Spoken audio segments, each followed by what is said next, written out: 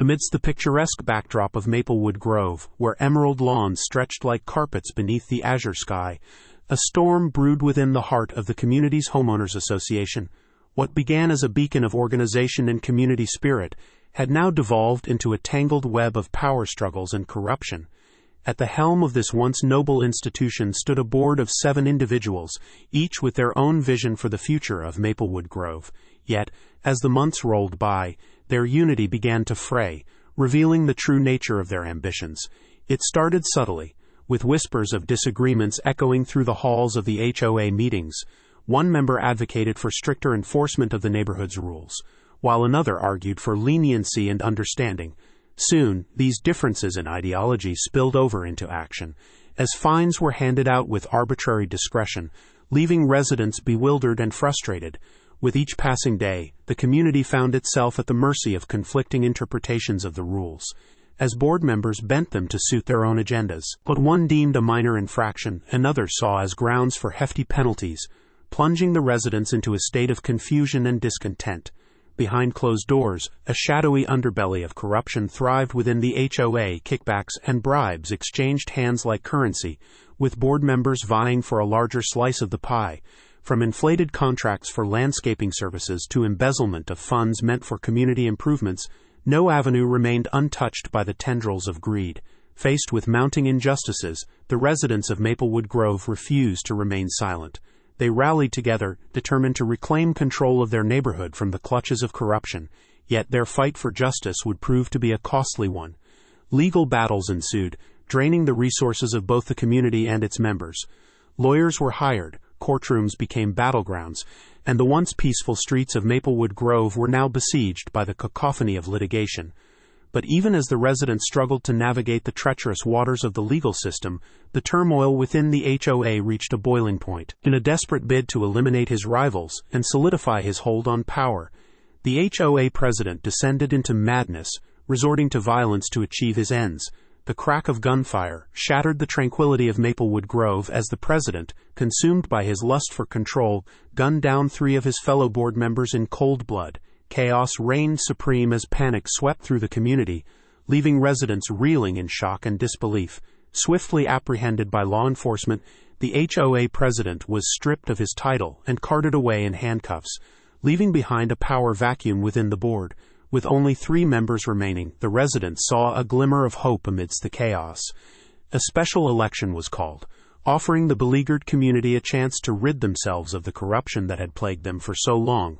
Yet, as they cast their votes and awaited the outcome, whispers of doubt lingered in the air. Would the new board members be any different? Could they truly usher in a new era of transparency and accountability for Maplewood Grove? Only time would tell, as the residents held their breath, praying that their turbulent journey towards justice would finally come to a peaceful resolution.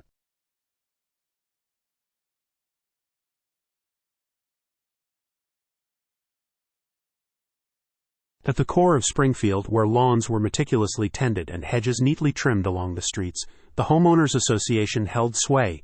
Its grand brick clubhouse loomed as a symbol of power, surveying the immaculate neighborhood like a vigilant guardian. Yet, beneath the veneer of tranquility and organization, hidden tensions brewed. It all began with a seemingly innocent decree from the new HOA board. All vehicles must be stored in garages and not left in driveways. The rationale: to enhance the neighborhood's visual appeal and maintain property values. Little did they know this seemingly harmless rule would set off a chain of events that would rock Springfield to its core.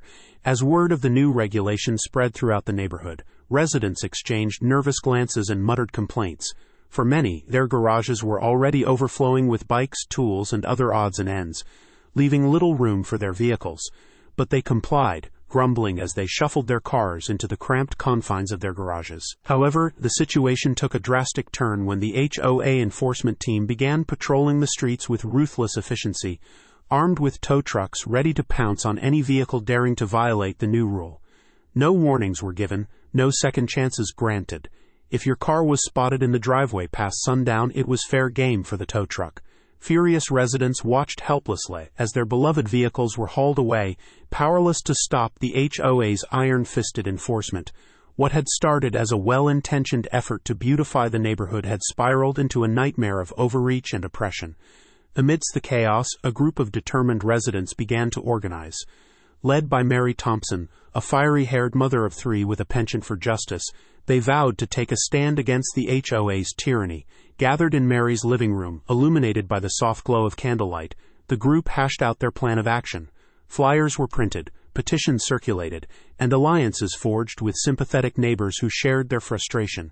Their first order of business, exposing the true intent behind the HOA's draconian rule. Armed with research and legal expertise, they discovered that the bylaws explicitly prohibited broken-down vehicles from being left in driveways, not every vehicle, and therein lay the HOA's fatal flaw. With their newfound knowledge, Mary and her comrades launched a full-scale campaign to challenge the HOA's interpretation of the rule.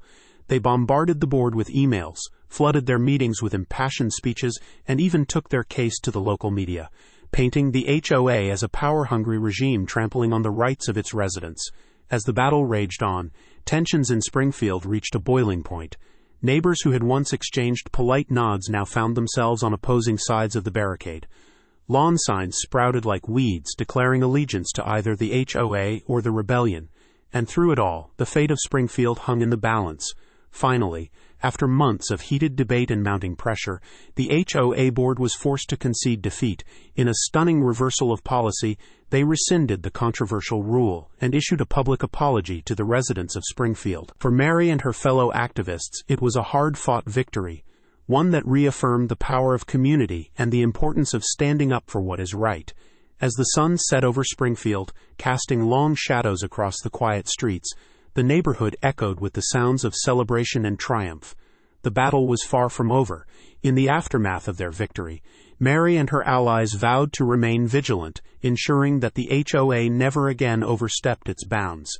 And as they looked out over their newly liberated neighborhood, they knew that together they could overcome any challenge that lay ahead.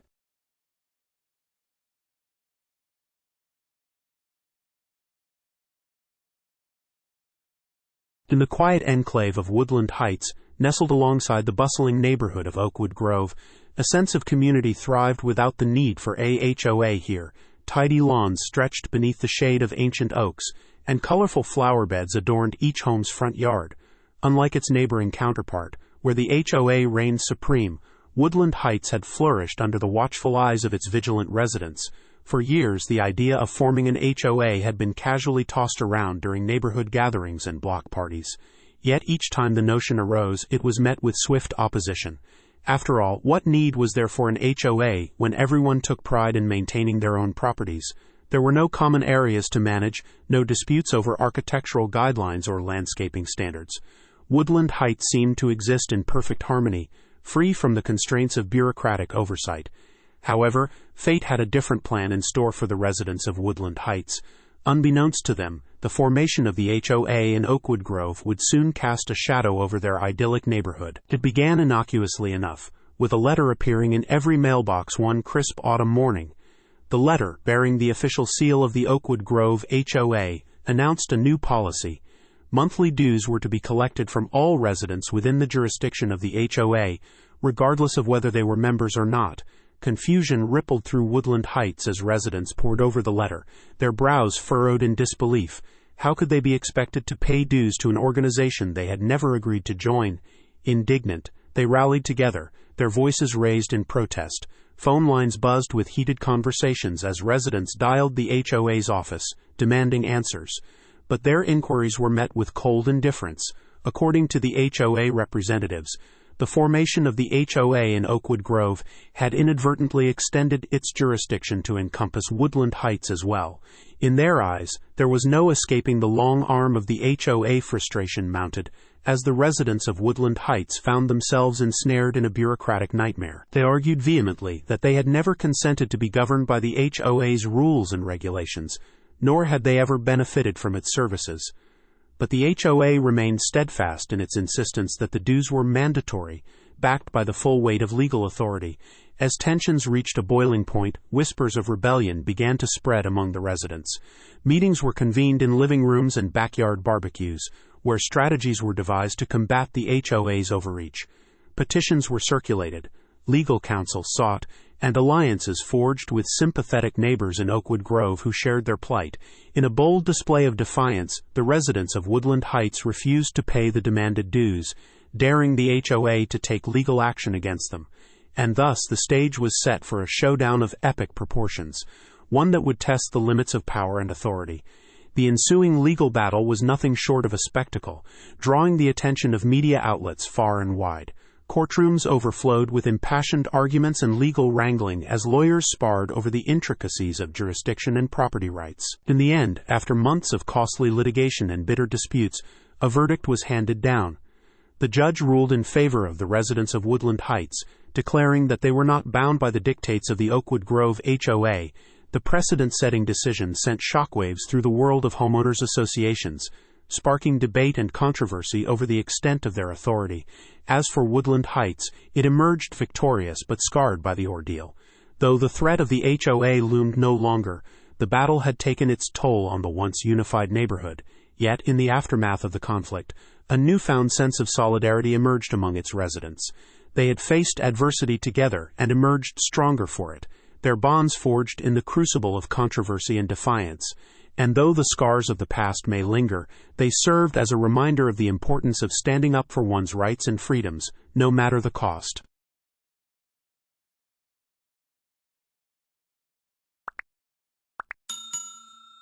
I would like to thank you for watching the video to the end. To encourage us to make more videos, please like, subscribe, comment, as well as share. Check out this other video if you haven't already.